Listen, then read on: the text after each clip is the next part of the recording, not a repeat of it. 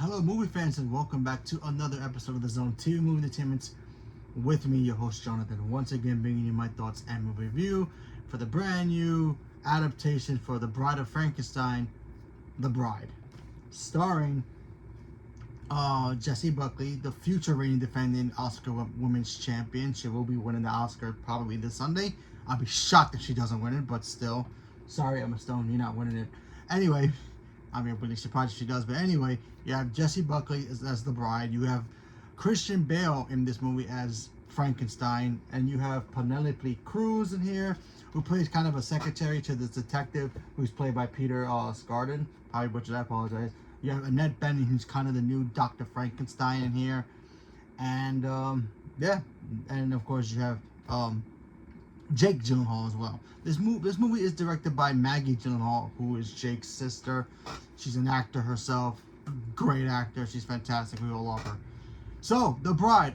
Let's talk about it. So, The Bride tells a story of you have the bride Ada, as they called her before she died. Spoilers for the trailer, because this is literally in the trailers. She's hanging out with her friends. She's doing her thing, and then she has an accident, and then she dies. So then you have Frankenstein, who's, he's lived for hundreds of years at this point. Kind of lonely, he wants to date. He wants to hook up with people. He wants to, you know what I mean? He wants all that good stuff. But, how can he, as Frankenstein, look for a woman without her going crazy or screaming and catching people to come after him with torches? So he decides to talk to the doctor, and the doctor decides, okay, let's find you a bride. Maybe we'll find a corpse. And then he goes and looks for the perfect corpse. He ends up finding Jessie Buckley's Ida, I think it's the name. Anyway, he finds her, and then they bring her back to life. But there's a problem with that. Normally, with the bride coming back to life, or Frankenstein coming to life, questions in their head, all that stuff of what the world is.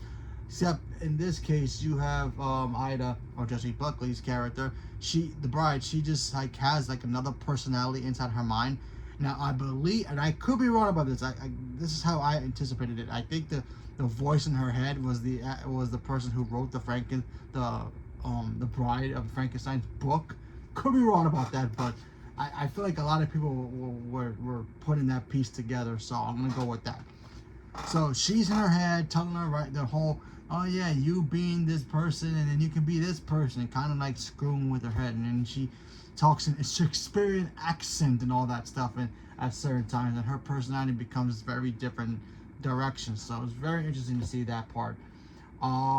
So then her and Frankenstein, they just start to, and again, this is all in the trailer. So if you don't want to know, I apologize. So and spoilers. So her and Frank, they decide to give it a shot. Go on a date or something, hang out, try to have a good time. And then of course they run into some people who kind of want to take advantage of her, if you know what I mean. And Frank does not like that, and then they get involved with a how can I put this? A murder. So I'll leave it at that. And then they go on the run.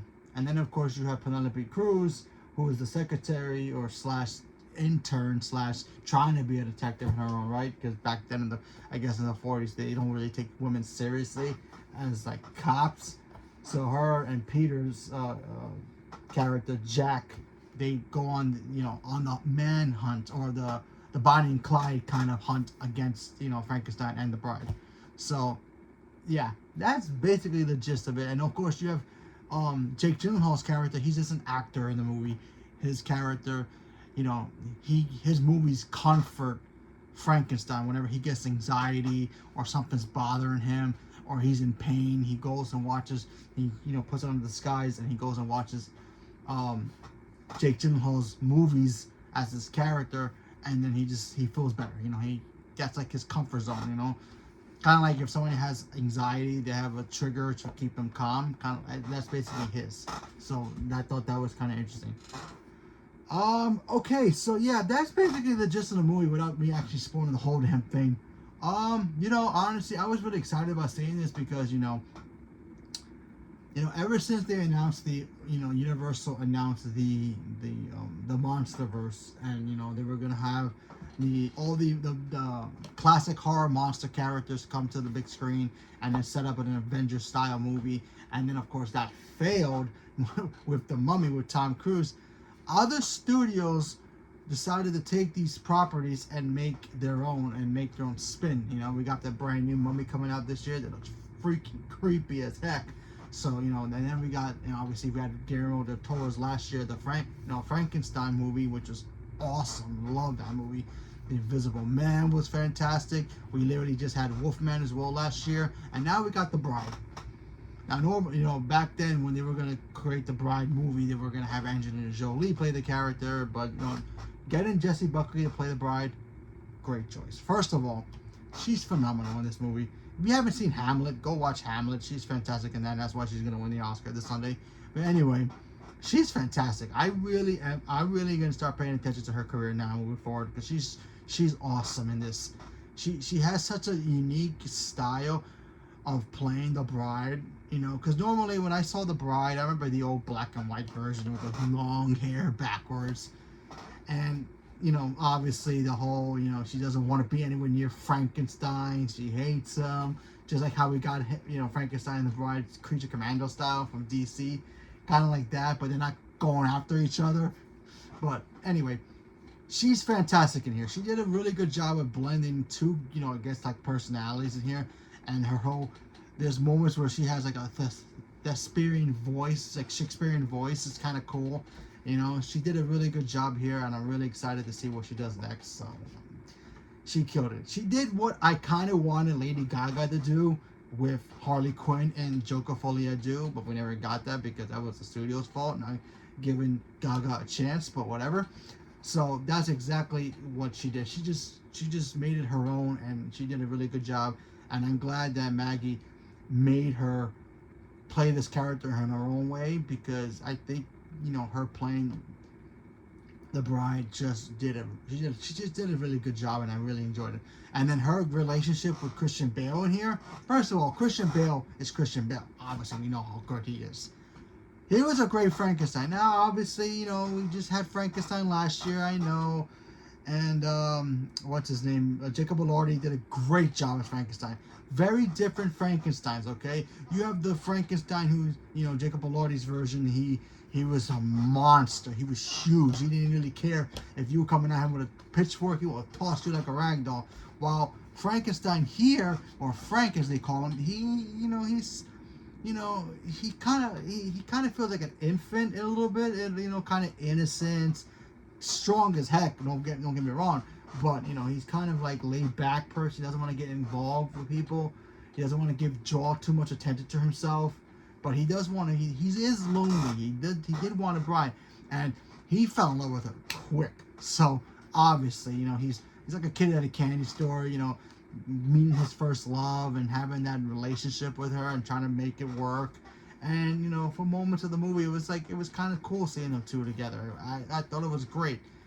And then of course you have Penelope Cruz. I think she did a phenomenal job as well. First of all, I love Penelope Cruz. She's fantastic in anything she's in. You pop her in anything, she's fantastic. She's like that one cop. She's not even a cop in the movie, and yet she acts like a cop, and even the cops are like, okay, well, sure, we'll listen to her. Why? Because she's a woman, and they're just like, yep, okay. And she's not like one of those, oh yes, secretaries who just take, no, she takes charge, and I really thought she did a really good job with that. So good on that. And I don't know why, but every time I watch a movie that has cops in it, and like in modern day, cops are kind of stupid in movies. But for some weird reason, in the 40s, cops are kind of smart for some weird reason. It made no sense to me, because I feel like every scene when the cops are coming, they were like right behind the Bride and Frankenstein. It felt so weird to see that, because normally when cops, get involved and just a dispute somewhere, or if there's monsters attacking, cops get there so slow. It's like, what do we do? No, these cops actually knew what they were doing. I was like really surprised about that. That threw me off. So I was like, okay, that's cool. But there are some stuff in here I didn't like. So let me talk about that, because there are some stuff in here that I didn't like. First of all, the whole thing with her having to kind of like somebody in her head talking to her kind of threw me off. Now apparently the voices in her head was apparently the author of the actual Bride of Frankenstein book, so that kind of threw me off. I don't know why they needed that for her to have that kind of personality, but okay. And honestly, the laugh part was kind of annoying as well. Kind of just threw me off a little bit every time the personality started laughing in the background. Creepy laugh, don't get me wrong, but then it kind of got annoying a little bit. It was like, all right, can I just see Jessie Buckley play this character alone and not have somebody in her head telling her what to do? Kind of a thing. So it kind of felt like a weird Jiminy Cricket that you don't need in your show that you wanted to squash, but you can't. So yeah, so I thought that was kind of odd. Also, the quote unquote mob people, because apparently there's a mob in here that ties into what happens to her and her human life. Completely wasteful. I don't know why they needed that. It made no sense besides sparking a revolution. So I thought that was kind of like, whatever. And I hate saying this too, Jake Gyllenhaal didn't really need to be in here either. I know that's his sister's movie, and he's probably doing her a favor, but he didn't really need to be in this movie. This character is completely pointless and wasteful. It just made no sense. And yeah, but other than that, this movie's fun. I enjoyed it.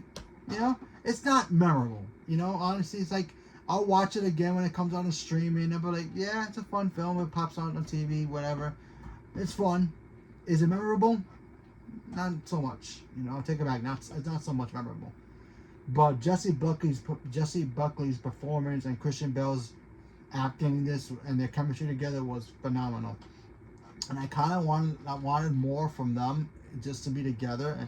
And the ending kind of sets up a door to maybe possibly a sequel, but it's not doing so good in theaters, so I seriously doubt it, but anything's possible, especially since Paramount's getting it now. But yeah, anything's possible. But I had fun with this film. It got some cool moments. I kind of wanted a little bit more. I kind of thought it'd be a real Bonnie and Clyde kind of a thing. It kind of gives you the idea of like, you could have your own choice, but sometimes your own choice can give you a consequence of something that you might not want to be responsible for later on. So that was kind of like the bride's, kind of character.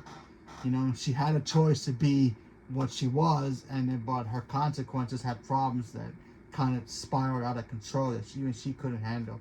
So I thought all that stuff was cool. And like I said before, I like the Frankenstein. Kind of wish we kind of maybe get a back, a prequel story for him.